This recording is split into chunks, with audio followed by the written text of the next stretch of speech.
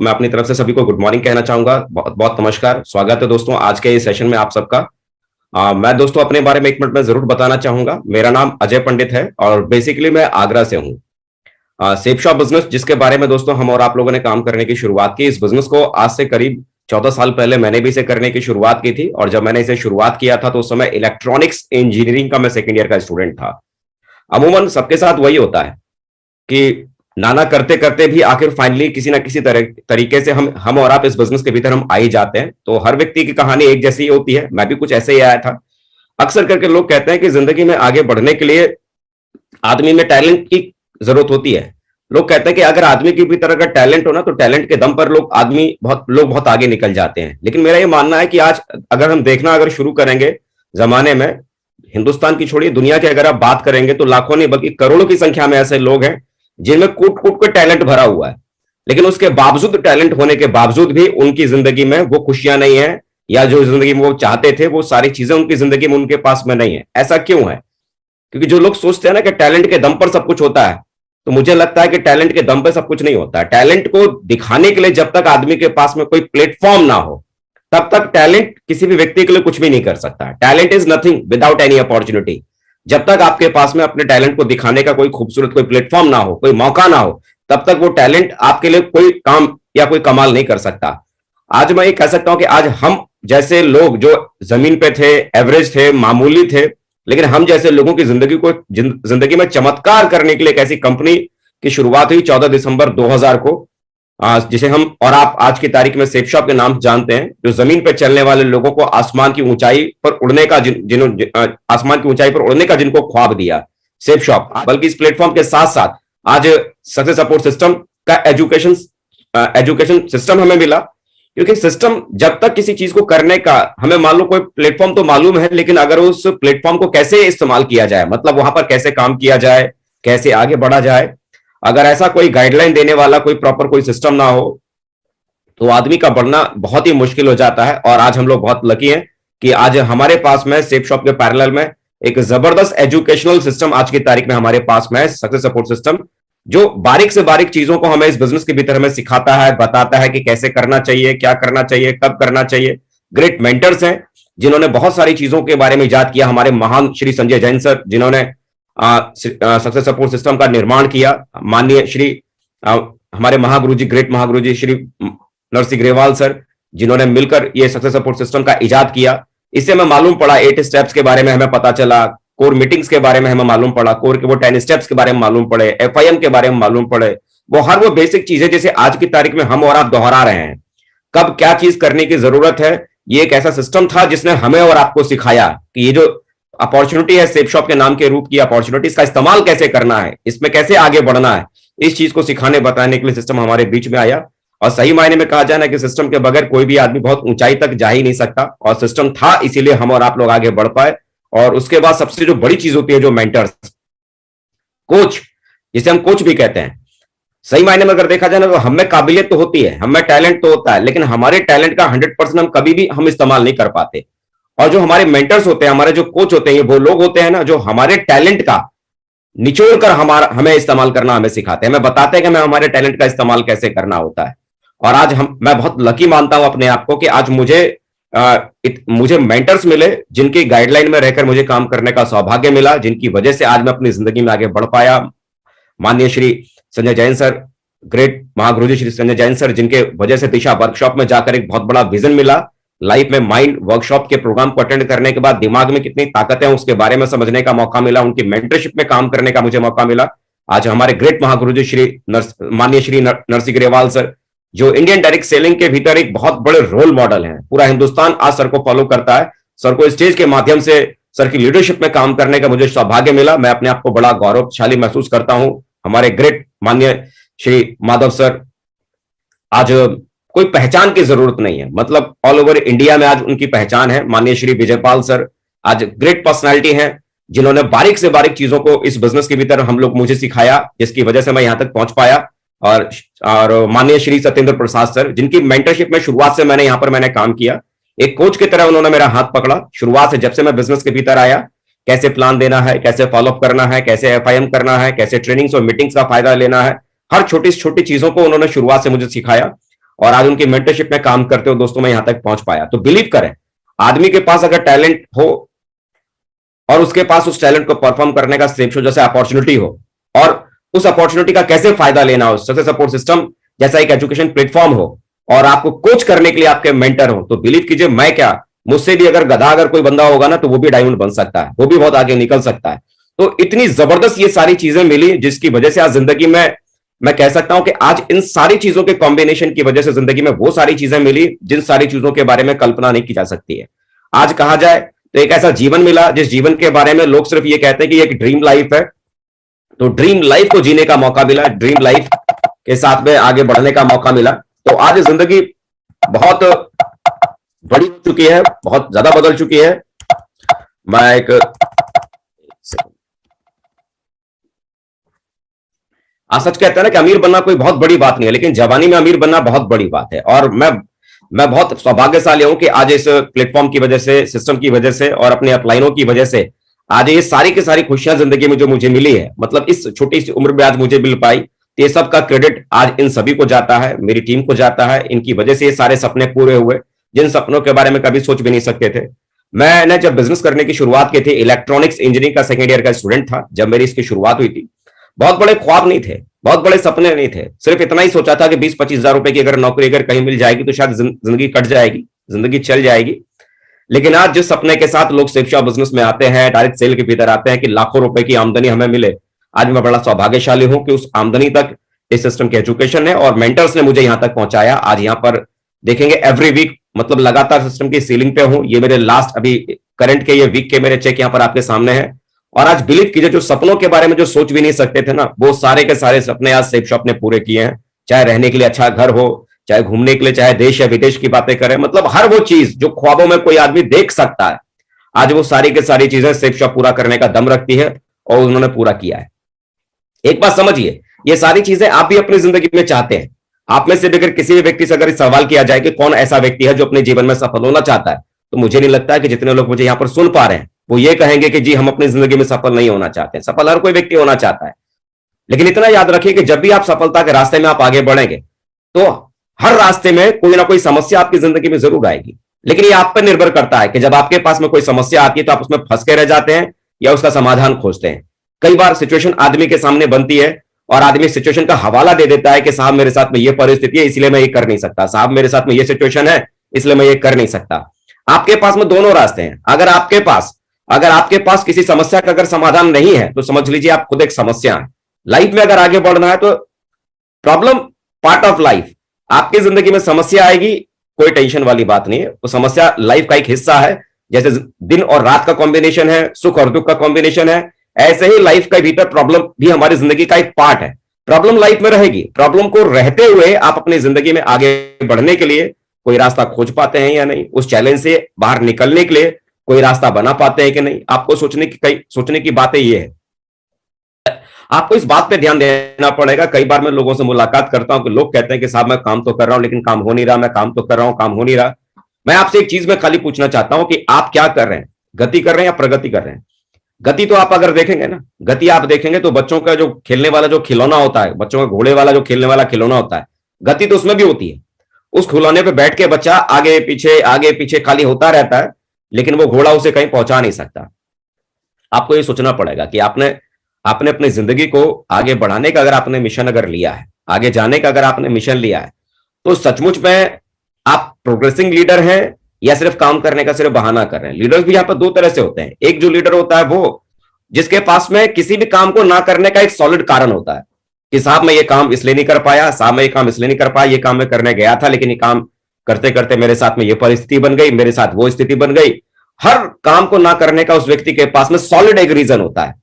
और दूसरा एक लीडर वो होता है जहां हर परिस्थिति में होने के बावजूद भी उस व्यक्ति के पास में उस काम करने का सॉलिड रीजन उसके पास भी होता है। एक व्यक्ति के पास में काम ना करने का रीजन होता है, दूसरे व्यक्ति के पास में काम करने का रीजन होता है। अगर आप सिर्फ अपनी लाइफ में बहाने अगर बनाते रह जाएंगे तो वो बहाने आपको कहीं नहीं पहुंचाएंगे। इस बिजनेस में अगर आप ये कहते हैं ना कि साहब मैं बहुत प्लान दे रहा हूं, मैं बहुत फॉलोअप कर रहा हूं, मैं बहुत एफआईएम कर रहा हूं, लगातार मैं फील्ड में हूं, आप फील्ड में है, इस बात का प्रूफ क्या है?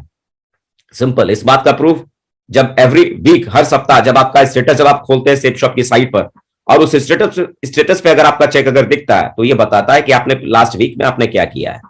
अगर वो स्टेटस अगर आपका नहीं दिखाई दे रहा ना, तो सारे के सारे लोग यही मानने वाले हैं कि आपने कुछ भी नहीं किया। खाली गति करने से कुछ भी नहीं होता है। इस बिजनेस में हम ये कहते हैं कि साहब मैं बहुत प्लान कर रहा हूं, मैं बहुत फॉलोअप कर रहा हूं, लेकिन अगर रिजल्ट अगर नहीं आ रहे हैं तो कुछ भी नहीं हो सकता है। ये रिजल्ट ओरिएंटेड दुनिया है।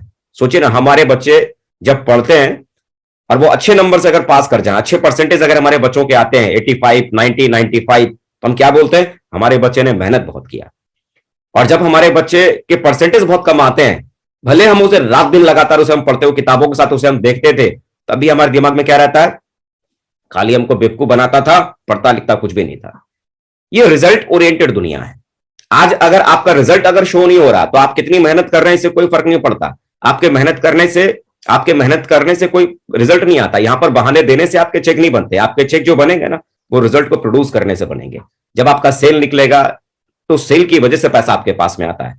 आपको ये सोचना पड़ेगा कि हम सिर्फ बहानों में अपना टाइम पास कर रहे हैं या बहानों की जगह हम काम करने का कोई सॉलिड वाला कारण हम खोज रहे हैं। अगर सॉलिड वाला कोई कारण अगर आपके पास में नहीं है ना, तो आगे जो बातें मैं करने वाला हूं वो बातों का कोई मिशन नहीं रहेगा। जब आदमी के पास में कोई कारण ना हो ना, ड्रीम ना हो, कारण ना हो, तो फिर किस चीज के पीछे वो दौड़े, किस चीज के पीछे वो भागे, आदमी को समझ में नहीं आता। याद रखिए, अगर आपकी लाइफ है ना, तो जिम्मेदारी एक ऐसी चीज है जो कभी दी नहीं जाती, ली जाती है। आपने काम करने की शुरुआत की है। एक अपलाइन का काम सिर्फ इस बिजनेस के भीतर इतना ही होता है कि वो आपको बेसिक चीजों को सिखा सके।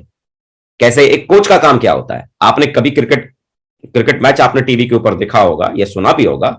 एक क्रिकेट के भीतर मैदान में खिलाड़ी के जाने से पहले कोच मैदान के बाहर उस खिलाड़ी को हर बारीक से बारीक चीजों के बारे में बताता है कि जब आप इस खेल को खेलना शुरू करेंगे तो उसे कैसे खेलना है, कोई बॉल अगर आएगी तो उसको कैसे उसको फेस करना है, कैसे चौका लगेगा, कैसे चौका लगेगा, कैसे छक्का लगेगा।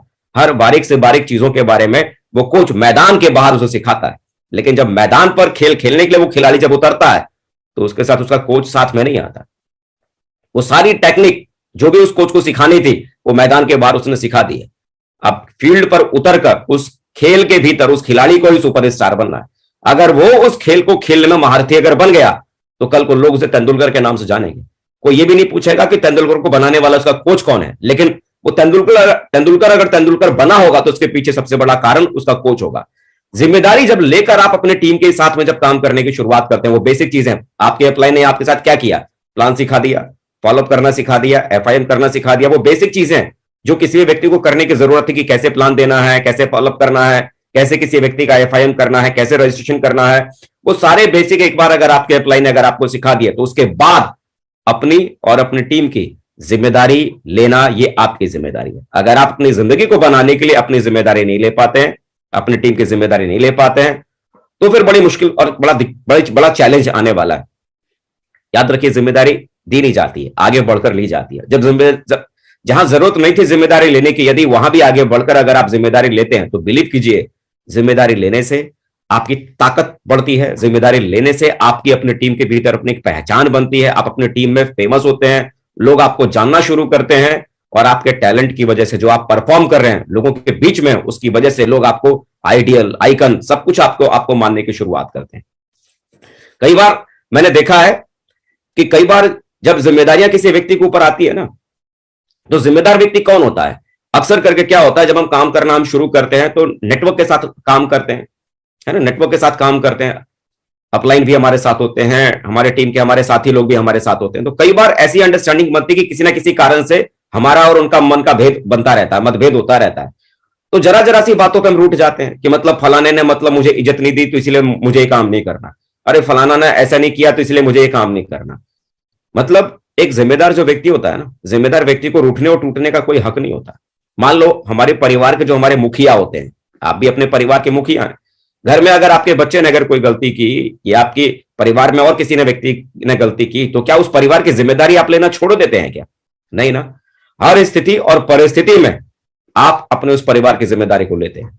बिजनेस जब अच्छा चल रहा हो तो तब भी आप उसकी जिम्मेदारी लेते हैं, और बिजनेस जब खराब चलता है तब भी आप टूटने नहीं देते हैं। याद रखिए, आप अपनी टीम की ताकत हैं। अगर टूट जाएंगे ना, तो आपकी टीम की हिम्मत और आपकी टीम का हौसला टूटने में ज्यादा वक्त नहीं लगेगा। जरूरी है आप अपनी हिम्मत को और अपनी ताकत को बना कर रखें। एक जिम्मेदार लीडर वो व्यक्ति होता है जिस जिम्मेदार व्यक्ति के ऊपर वो बोझ होता है जिसे रूटने और टूटने का कोई हक नहीं होता।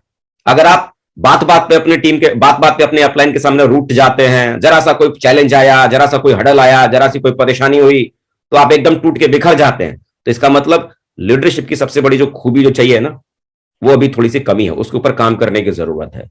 रूठना और टूटना ये लीडरशिप की कहानी नहीं है ना। विश्वास करना सीखिए। हम बात बात पे हम कमियां निकालना हम शुरू कर देते हैं। हम बात बात पे हम कमियां निकालना शुरू कर देते हैं अपनी कंपनी के भीतर, मैनेजमेंट के ऊपर, सिस्टम के ऊपर, अपलाइन पर, और कई बार हम खुद पर भी भरोसा नहीं करते हैं।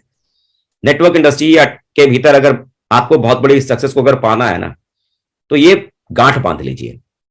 डायरेक्ट सेल इंडस्ट्री में आपको जब तक आपको जिंदा रहना है, नेटवर्क इंडस्ट्री में आपको जब तक जिंदा रहना है, तब तक आपको अपनी कंपनी पर भरोसा करना है, अपनी कंपनी के मैनेजमेंट के फैसलों पर भरोसा करना है, सिस्टम पर भरोसा करना है, अपलाइन पर भरोसा करना है, और सबसे बड़ी चीज आपको अपने खुद पर भरोसा करना है।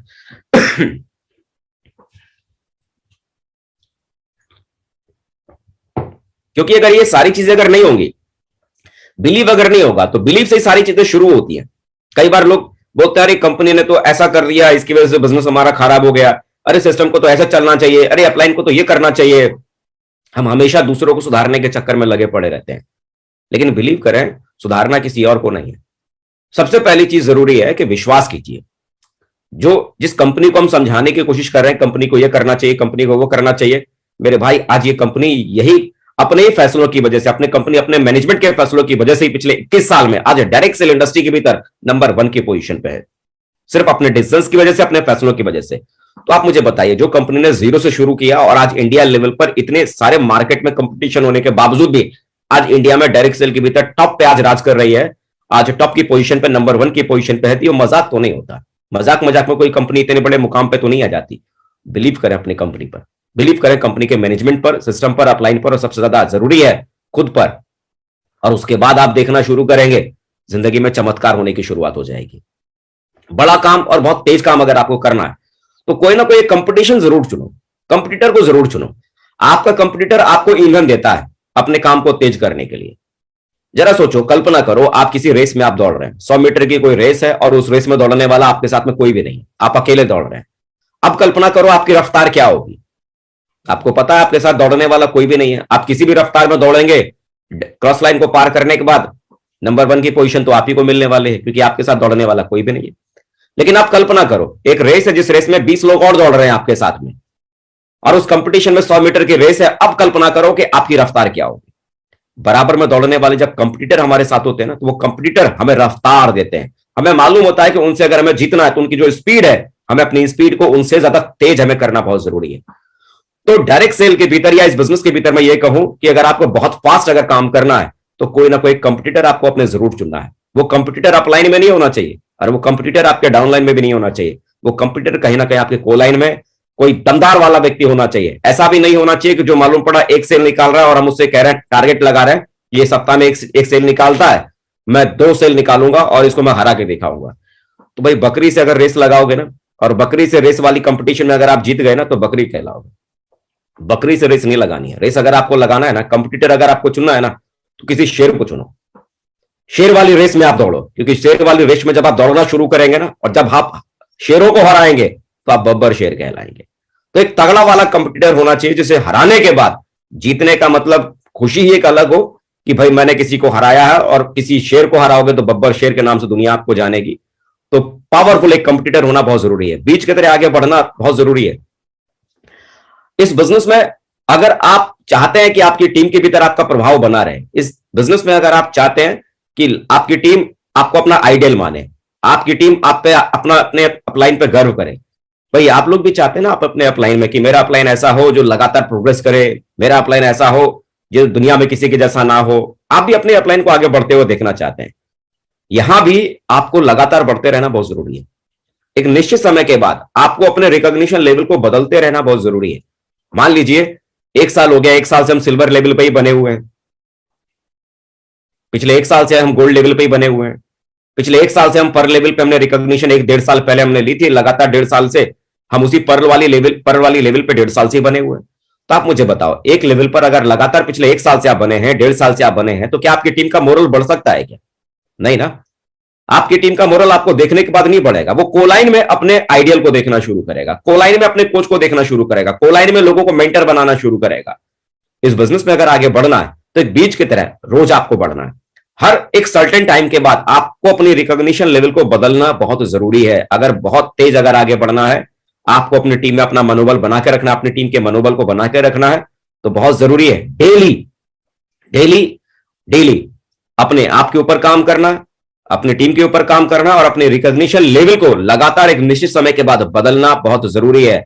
अगर एक निश्चित समय के बाद आपने अगर अपनी रिकॉग्निशन लेवल को अगर नहीं बदला तो आपकी टीम का मोरल डाउन हो जाएगा, आपका बिजनेस नीचे आना शुरू हो जाएगा।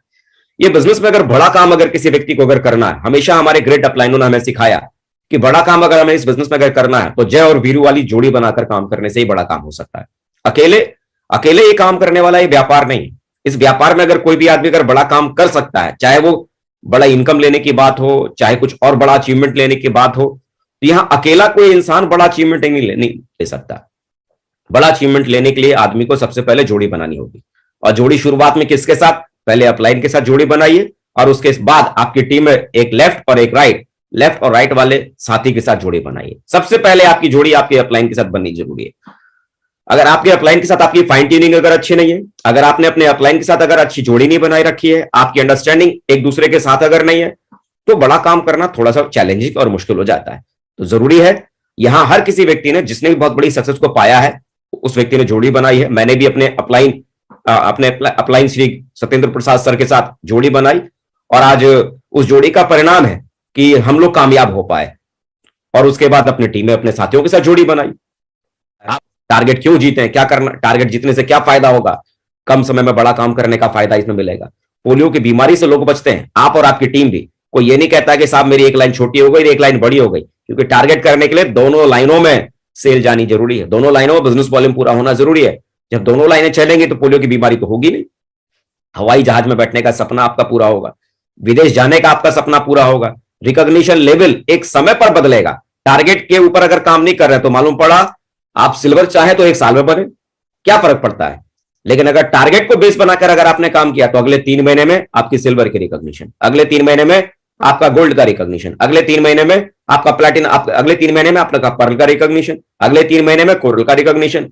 हर 3 महीने में आपका रिकॉग्निशन लेवल चेंज, और मालूम पड़ा कुछ सालों की मेहनत में आप डायमंड कंप्लीट। जो लोग आज मजाक उड़ाते हैं उनके मुंह पर अलीगढ़ का ताला लगाने का मौका मिलेगा। आप मुझे बताओ, क्या 3 महीने में आप मर्सिडीज खरीद सकते हैं क्या? नहीं ना। क्या 3 महीने में आप कोई बंगला बना सकते हैं क्या? नहीं ना। तो जो लोग आप पे हंसते हैं कि अच्छा तूने भी डायरेक्ट सेल कंपनी करना शुरू कर दी, टाई पहनने वाली कंपनी को तूने भी ज्वाइन कर लिया, वो लोग हंस रहे हैं आप पर, मजाक उड़ा रहे हैं। 3 महीनों में से क्या करिश्मा कर सकते हैं? कैसे आप उनके मुंह को बंद कर सकते हैं? बंगला नहीं खरीद सकते, मर्सिडीज नहीं खरीद सकते, लेकिन 3 महीने में इंग्लैंड का टारगेट क्वालिफाई करके अपने पासपोर्ट पे इंग्लैंड का ठप्पा लगाकर उसके घर में जाकर अपना पासपोर्ट दिखा सकते हैं कि देख इंग्लैंड घूम के आया हूं। जो फोटो आपके मोबाइल में फोटो दिखाइए, जो आपके अकाउंट में बैंक में पैसा आया वो चेकबुक, वो पासबुक दिखाइए। अपने आप जो आप पे हंस रहा है ना, मजाक उड़ा रहा है, उसका मुंह का ढक्कन बंद हो जाएगा। 3 महीने में टारगेट कर कर लोगों का मुंह बंद करने का मौका आपके पास में। जल्दी डायमंड बनने के लिए टारगेट करना चाहिए, जल्दी कैपिंग पाने के लिए टारगेट करना चाहिए, ज्यादा पैसा कमाने के लिए टारगेट करना चाहिए, और कंपनी के विनर लिस्ट में नाम डलवाने के लिए टारगेट करना चाहिए। और सबसे बड़ी बात, टारगेट जीतने के बाद अपनी सेल्फ की नजरों में अपनी इमेज को बढ़ाने के लिए करना चाहिए। एक विनर वाली फीलिंग जो आपके भीतर जो आती है ना कि मैं विजेता हूं, मैं विनर हूं, बिलीव करो जब आदमी का सेल्फ मोरल अगर हाई हो ना, सेल्फ मोरल अगर आदमी का हाई हो तो यार मुर्दे से मुर्दे आदमी के भीतर भी वो आदमी जान फूंक सकता है। लेकिन जिसका खुद का मोरल डाउन है, जिसमें खुद एनर्जी नहीं है, जिसके भीतर खुद मोटिवेशन नहीं है, वो किसी आदमी के भीतर क्या जान डालेगा? वो किसी व्यक्ति का मोटिवेशन क्या बढ़ाएगा? उसका खुद का मोरल डाउन है। जब आप विनर बनते हैं ना, जीतने के बाद जो खुशी मिलती है, जो स्टेटस आपका बनता है, जो मोरल बनता है, आपकी टीम जिस नजर से आपको देखना शुरू करती है, बिलीव करो वो चीज आपके बिजनेस में इतना ईंधन डालेगा, आपके बिजनेस को इतना पावर देगा, आपको पता भी नहीं चलेगा कि कैसे सिर्फ टारगेट करते करते कब आप silver, gold, pearl, topaz, emerald, ruby, opal और डायमंड आप कंप्लीट कर जाएंगे, आपको पता भी नहीं चलेगा। और आपका घर अचीवमेंट से भर जाएगा, क्योंकि लगातार पैसा कमाते चले जाएंगे, एक से एक सारे अचीवमेंट जो आपने अपनी जिंदगी में सोचे हैं वो सारे पूरे हो जाएंगे। याद रखिए, टारगेट को पूरा करने के लिए टारगेट को कैसे जीतना जरूरी है, कैसे जीते हैं। किसी भी परीक्षा को पास करने के लिए सबसे पहले उस परीक्षा में बैठना बहुत जरूरी होता है। किसी भी दौड़ को जीतने से पहले उस दौड़ में भाग लेना बहुत जरूरी होता है। किसी भी खेल को अगर आपको जीतना है तो उस खेल में भाग लेना बहुत जरूरी होता है। दरअसल होता क्या है ना, जब टारगेट आता है तो लोगों के दिमाग में नहीं होता कि मैं टारगेट कर सकता हूं। लोग क्या सोचते हैं, अच्छा ठीक है टारगेट आ गया है, अभी तो 3 महीने का टारगेट है। पहला महीना क्या सोच के गुजरता है, अभी तो बहुत टाइम है, देख लेंगे ना आराम से, सर हो जाएगा पक्का, फिक्र मत करो सर, झंडे गाड़ देंगे, आग लगा देंगे, धुआं उड़ा देंगे। लोगों के दिमाग में ये चीज रहती है। जब दूसरा महीना आता है तो कहते हैं चलो अभी भी तो टाइम है, ये थोड़ा थोड़ा कोशिश कर लेते तो भी हो जाएगा। जब तीसरा महीना जब आता है ना, तब आदमी अपने अपलाइन से क्या बोलता है कि सर हमको टारगेट करना है, सर कोई गुरु मंत्र बताओ, कोई फॉर्मूला बताओ। अब 1 महीने में वो अपलाइन कौन सा गुरु मंत्र और कौन सा फॉर्मूला बता देंगे जिससे आपका टारगेट हो जाएगा। टारगेट करने वाले लोग पहले से अलर्ट होते हैं। सोचो कोई बच्चा जिसका किसी कॉलेज में या किसी क्लास में एडमिशन हुआ है, अगर वो शुरुआत से अगर अपनी पढ़ाई को अगर कर रहा है, परसेंटेज उस बच्चे के ज्यादा आएंगे। या जो एग्जाम से 7 दिन पहले पढ़ाई करने बैठा है उस एग्जाम के लिए, उस बच्चे के एग्जाम में नंबर ज्यादा आएंगे।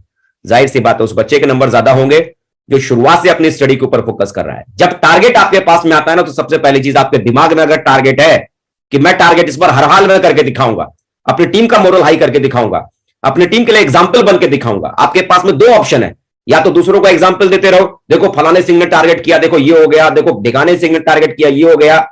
या तो आपके पास ऑप्शन है खुद टारगेट करके अपनी टीम के लिए एक मिसाल बन जाओ कि देखो मैंने टारगेट किया, देखो मेरा अचीवमेंट, देखो मेरा लेवल।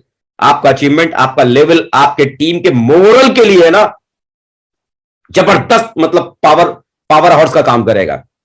अपना टारगेट और सबसे पहले अपना टारगेट करने के लिए अपने दिमाग में वो टारगेट होना जरूरी है कि ये टारगेट हर हाल में मैं इस बार करके दिखाऊंगा। और टारगेट अगर आप करते चले जाते हैं, हर चीज टारगेट जीतने वाले लीडर क्या करते हैं, सबसे पहले अपना पासपोर्ट बनवा के रखते हैं।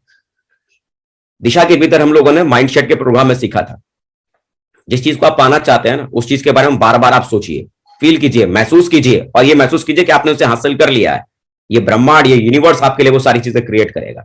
आप सोचो, आप कहते हो सर देखना इस बार मैं इंग्लैंड जाके दिखाऊंगा, सर देखना इस बार मैं दुबई का टारगेट क्वालिफाई करके दुबई जाके दिखाऊंगा। आपको क्या लग रहा है, दुबई आप जाओगे कैसे? आधार कार्ड हमारे पास है, राशन कार्ड हमारे पास है, उससे तो जा नहीं सकते। आप दुबई जाना चाहते हैं, इंग्लैंड आप जाना चाहते हैं, इंग्लैंड जाने के लिए, दुबई जाने के लिए क्या आपने इससे पहले पासपोर्ट के लिए अप्लाई आपने किया है क्या? यानी पासपोर्ट के लिए अप्लाई आपने नहीं किया तो पता है क्या यूनिवर्स को कमांड क्या दे रहे हैं? मैं झूठ बोल रहा हूं कि मैं दुबई जाना चाहता हूं, मैं झूठ बोल रहा हूं मैं इंग्लैंड जाना चाहता हूं, वो यूनिवर्स आपके लिए कुछ भी करने की कोशिश नहीं करेगा, क्योंकि बहाने और सॉलिड कारण दोनों को यूनिवर्स समझता है। अगर सचमुच में आपका ड्रीम है ना टारगेट करके मुझे दुबई जाना है, दुबई का टारगेट करना है, इंग्लैंड का टारगेट करना है, थाईलैंड का टारगेट करना है, तो सबसे पहले पासपोर्ट अप्लाई करें। पासपोर्ट अप्लाई किया तो यूनिवर्स ये कमांड समझता है कि आप सचमुच में उस टारगेट को क्वालिफाई करके वहां जाना चाहते हैं। परिस्थितियां बनना शुरू होंगी, उस डायरेक्शन में काम करने की शुरुआत कीजिए। एक शहर में डेरा डाल के काम कीजिए, डटकर घुटा गाड़ कर एक जगह काम कीजिए। महीने में 30 दिन में से 27 से 28 दिन घर से बाहर रहकर काम करना पड़ेगा। इस बीच में ऐसा भी होगा कि किसी दोस्त के बेटे का जन्मदिन आ जाएगा, वो केक खाने के लिए बुलाएगा। कईयों का शादी का कार्ड आपके घर में आ जाएगा, शादी में जाने के लिए आपको बुलाएगा। डायमंड बनने के मिशन में अगर आप निकले हैं ना, टारगेट करने के मिशन में अगर आप निकले ना, तो मिशन इज मिशन। उस मिशन के बीच में कोई आना नहीं चाहिए, उस मिशन के बीच में कोई बाधा नहीं बननी चाहिए। मिशन के लिए जब आदमी निकलता है ना, तो उसके लिए घर परिवार ये सारी चीजें, समाज दुनिया सब छोटी पड़ जाती है। नौकरी दुकान कर रहे हैं कीजिए, नौकरी दुकान छोड़ने की यहां पर बात नहीं कर रहे हैं, लेकिन नौकरी दुकान छोड़ने के बाद पूरा का पूरा टाइम अपने मिशन पे लगाइए। 3 से 4 साल नो सोशल लाइफ, सिर्फ सिप शॉप लाइफ को जीना शुरू कर दो, सिर्फ सिप शॉप की लाइफ को जीना शुरू कर डालो। डट कर मेहनत करने की शुरुआत करो, डट कर 24 घंटे में 16 18 घंटे काम करने के ऊपर फोकस कर डालो, और फिर देखो आपका टारगेट कैसे होता है। लोग क्या सोचते हैं 8 घंटे 10 घंटे नौकरी उन्होंने कर ली और लोग कहते हैं कि बस हमारी जिंदगी में तो हम मेहनत करते हैं, बहुत हमने काम किया। मेरे भाई 8-10 घंटे काम करने से सिर्फ जिंदगी चलती है, जिंदगी बनती नहीं है। जिंदगी को बनाने के लिए 16 18 घंटे मेहनत करना पड़ता है। नौकरी से आने के बाद बदन थका हुआ होगा, लेकिन आपका मिशन जो इधर है कि मुझे टारगेट करके अपनी टीम के नजरों में अपनी इमेज को बचाना है, अपनी इमेज को बनाना है।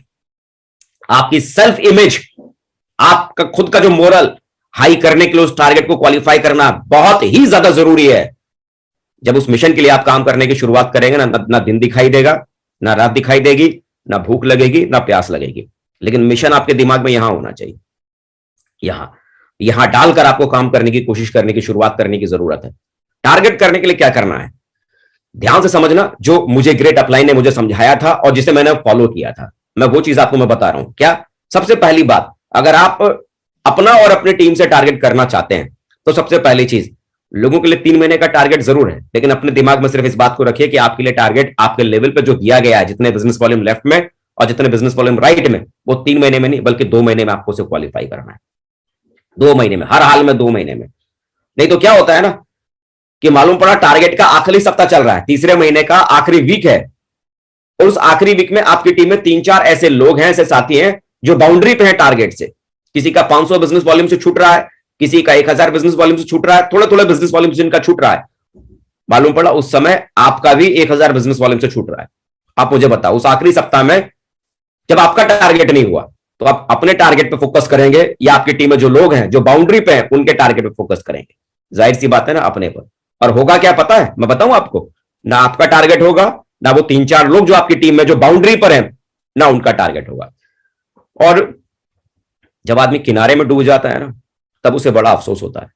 बीच समंदर में अगर कोई डूब गया ना तो लोग ये भी कहते हैं कि यार समंदर था, कितना भी तैरता तो कैसे बचता। लेकिन किनारे पे जब लोग डूबते हैं ना तो इससे ज्यादा शर्म वाली कोई बात नहीं होती है। 2 महीने में टारगेट क्वालिफाई करो। 2 महीने में अगर आपका टारगेट क्वालिफाई हो गया ना तो वो 1 महीना किसके लिए बचा? वो आपकी टीम के लिए। धुआंधार अपनी टीम के लोगों का टारगेट कराने के पीछे लग जाओ। जो बाउंड्री पर है सबसे पहले उनका टारगेट कराने के पीछे पीछे लग जाओ। तो सबसे पहले 3 महीने में नहीं, अपना टारगेट 2 महीने में प्लान करो। और दूसरी चीज, जिन लोगों का भी आप अपने टीम से टारगेट क्वालिफाई करवाना चाहते हैं, सबसे पहले शॉर्ट आउट करो उन लोगों को कि कौन कौन आपकी टीम में ऐसा व्यक्ति होगा कि जो टारगेट कर सकता है। लेफ्ट में ढूंढो ऐसा कौन कौन साथी है, ऐसे ही राइट में ढूंढो ऐसा कौन कौन साथी है। उस व्यक्ति का लिस्ट बनाओ। आपको लगता है कि इस टारगेट में मैं अपनी टीम से कम 5 लोगों का टारगेट करवाऊंगा, तो 5 नहीं, अपनी टीम से ऐसे 10 लोगों को ढूंढो। ऐसे 10 लोगों को ढूंढो जो टारगेट कर सकता है। आपको लगता है कि मैं अपनी टीम से 2 लोगों का टारगेट क्वालिफाई कराऊंगा, तो 2 नहीं, अपनी टीम से 4 लोगों को ढूंढो जिसका आप टारगेट करवा सकते हैं। क्योंकि मान लो आपका फाइनल गोल क्या है? 2। फाइनल गोल क्या है? 2 लोगों का। मान लो 4 आपने अगर सेलेक्ट किया तो 1 फेल होगा, 2 फेल होगा, कम से कम 2 तो क्वालिफाई करेगा। 5 आपने सेलेक्ट किया कि 5 को टारगेट करना है तो 10 को ढूंढना। 1 फेल होगा, 2 फेल होगा, 3 फेल होगा, 4 फेल होगा, 5 फेल होगा, कम से कम जो फाइनल गोल आपका है, फाइनल टास्क जो आपका है, वो तो कम से कम पूरा होगा। मैं एवरी टाइम ऐसा ही करता था कि जब भी टारगेट आता था बराबर बैठ के प्लानिंग करता था कि टीम में ऐसा कौन कौन लेफ्ट में है, ऐसा कौन कौन राइट में जो टारगेट कर सकता है, उसकी एक लिस्ट बनाता था। और दिमाग में अगर फिगर के 10 लोगों का टारगेट कराना है तो मैं ऐसे 20 लोगों को छांटता था जो टारगेट कर सकते थे, जिनके पीछे अगर मैं दम लगाऊं तो वो टारगेट कर सकते थे, और उन 10 लोगों को छांट कर बराबर उनके पीछे लगा रहता था। टारगेट लिस्ट बनाने के बाद आपको क्या करना है कि मान लो आपने सेट कर लिया दिमाग में कि 10 लोगों का टारगेट या 5 लोगों का टारगेट आपको अपनी टीम में क्वालिफाई कराना है, लेकिन आपने 10 लोगों का नाम लिखा है। अब उसके बाद आपको क्या करना है कि लगातार हर सप्ताह का रिकॉर्ड आपको रखना है।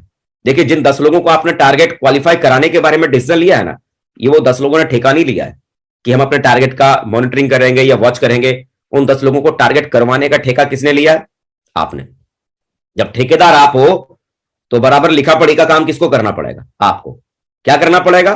हर वीक जब सेल स्टेटस ओपन होता है, पूरा स्टेटस एवरी वीक, उनका आईडी, उनका पासवर्ड अपने पास में रखो। एक अलग से एक डायरी बनाओ, टारगेट डायरी, एक अलग से एक डायरी बनाओ जिसके भीतर क्या है कि उन 10 लोगों का लॉग आईडी, उनका पासवर्ड होना चाहिए।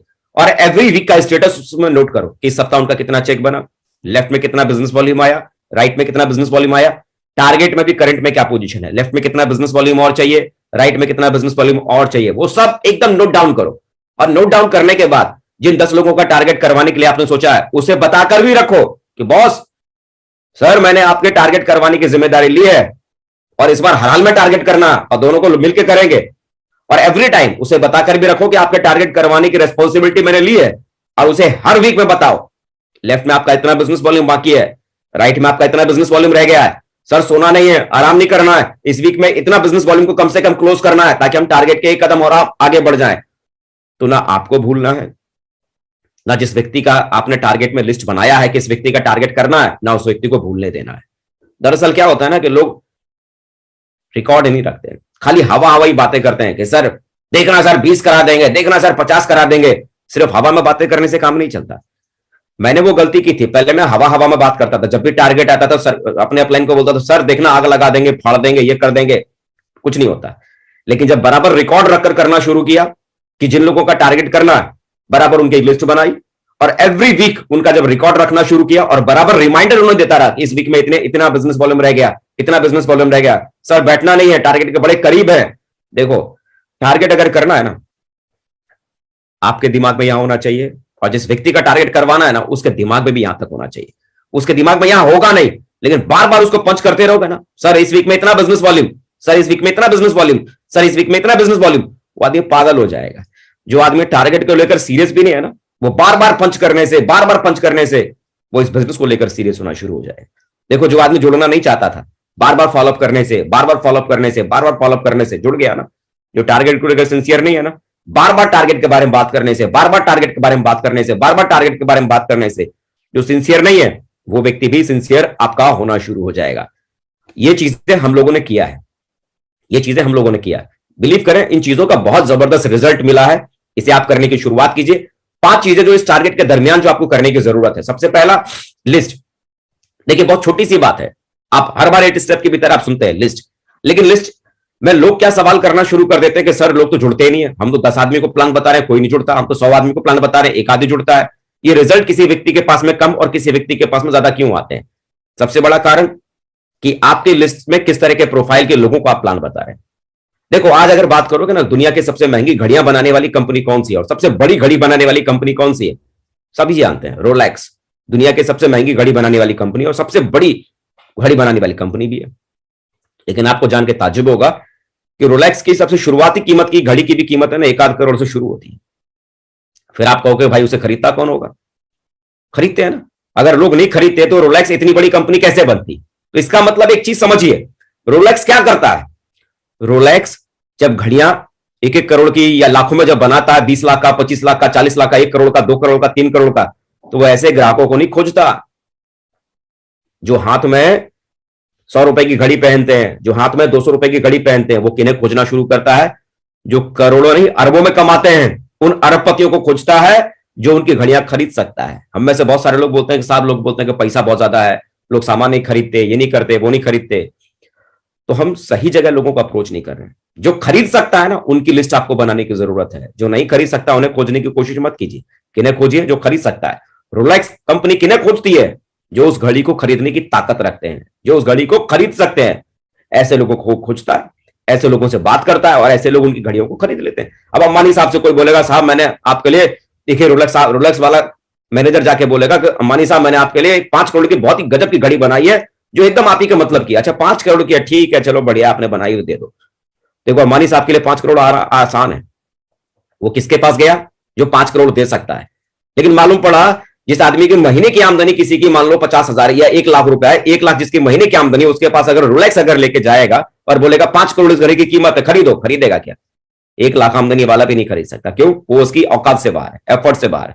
इस बिजनेस में भी बहुत सारे लोग ऐसे होते हैं जो कहते हैं कि साहब मैं 10 को बताता हूं, मेरे 50 लोग जुड़ जाते हैं, 70 लोग जुड़ जाते हैं। और कोई कहता है कि साहब मैं 100 को बताता हूं, उसमें से 1 आदमी जुड़ता है, 2 आदमी जुड़ता है। तो सबसे बड़ी कमी कहां है? आपकी लिस्ट के ऊपर। और हम अक्सर करके सबसे बड़ी गलती जो करते हैं ना, वो यही करते हैं। हम लोगों को बोल देते हैं कि साहब लिस्ट बना लेना। तो लिस्ट वो कैसी बना लेता है? जो उसके समझ में आता है सामने वाला लिस्ट बना लेता है ना, सामने वाले के हिसाब से नहीं। लिस्ट लोगों को बनाने के बाद आपको बैठना है एफआईएम के भीतर, उसके साथ उसकी लिस्ट की शॉर्ट लिस्टिंग करनी है। ऐसे लोगों को उसमें छांटना है जो एफोर्ड कर सकते हैं, जो पैसा लगाने की बात है तो लगा सकते हैं। देखो, इस बिजनेस की शुरुआत करने के लिए कुछ पूंजी की जरूरत पड़ती है, 12,000 15,000 लगाना पड़ता है। तो उस पूंजी के साथ एफोर्ड करने वाला कौन आदमी है? अगर ऐसे प्रोफाइल में अगर आपने प्लान देना शुरू किया तो विश्वास करो 100 को समझाओगे 70 आदमी जुड़ जाएगा, 80 आदमी जुड़ जाएगा। और अगर प्रोफाइल अगर आप फोकस नहीं कर रहे हैं तो आप बोलोगे कि सर मैंने 100 को बताया, एक भी नहीं जुड़ा। ये भी पॉसिबल है, ये भी हो सकता है। तो लिस्ट बनाने के बाद प्लान देना बहुत जरूरी है। अगर आप पार्ट टाइमर है तो डेली 3 प्लान देने की कोशिश कीजिए, और फुल टाइमर है तो डेली 5 प्लान जरूर दीजिए। लोग पता है टारगेट करना चाहते हैं, लेकिन क्या बोलते हैं? हवा हवाई, सब फाड़ देंगे, आग लगा देंगे। और मालूम पड़ा 3 महीने का टारगेट हुआ, उसने और उस व्यक्ति की टीम ने मिलकर कितने प्लान किए पूरे 3 महीने में? 50। कितने प्लान किए? 50 प्लान दिए उस व्यक्ति ने और पूरी टीम ने मिलकर। 50 प्लान देने के बाद वो आदमी क्या सोच रहा है? मेरा टारगेट हो जाएगा। बॉस क्यों मजाक कर रहे हो आप?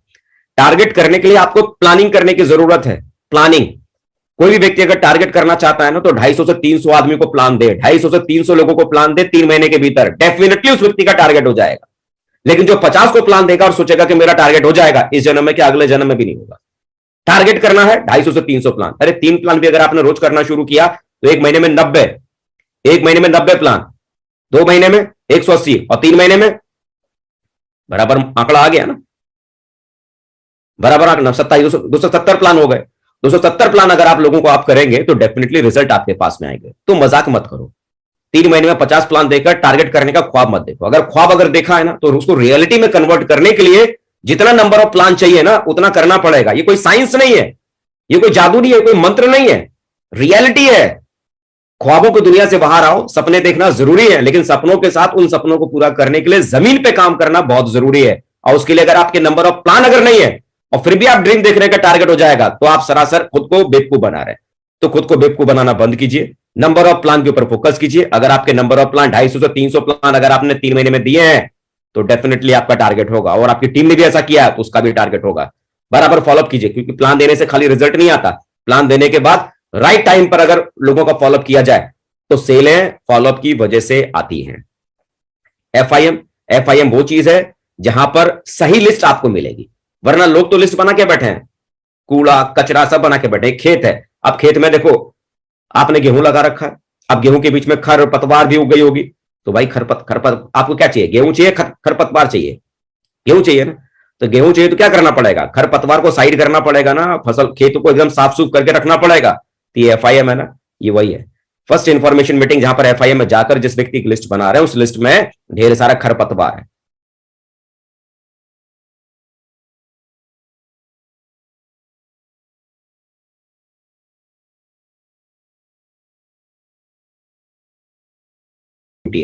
लेकिन हम अगर एफआईएम में चूक जाएंगे तो समझ लो गलती कर दी। एफआईएम प्राइम मोटो रखना है, 100% यूजर पे फोकस कीजिए, क्योंकि जब आपकी टीम में जो लोग जुड़ रहे हैं अगर वो कंज्यूम कर रहे हैं प्रोडक्ट को, अगर प्रोडक्ट का कंजप्शन अगर वो कर रहे हैं तो जाहिर सी बात है प्रोडक्ट का कंजप्शन करने की वजह से उनका बिजनेस वॉल्यूम भी बढ़ेगा, है ना। और उस बिजनेस वॉल्यूम के बढ़ने की वजह से आपके टारगेट भी कंप्लीट होने की शुरुआत हो जाएगी। जय हो सेफ शॉप, जय हो अपलाइन, जय हो महागुरु।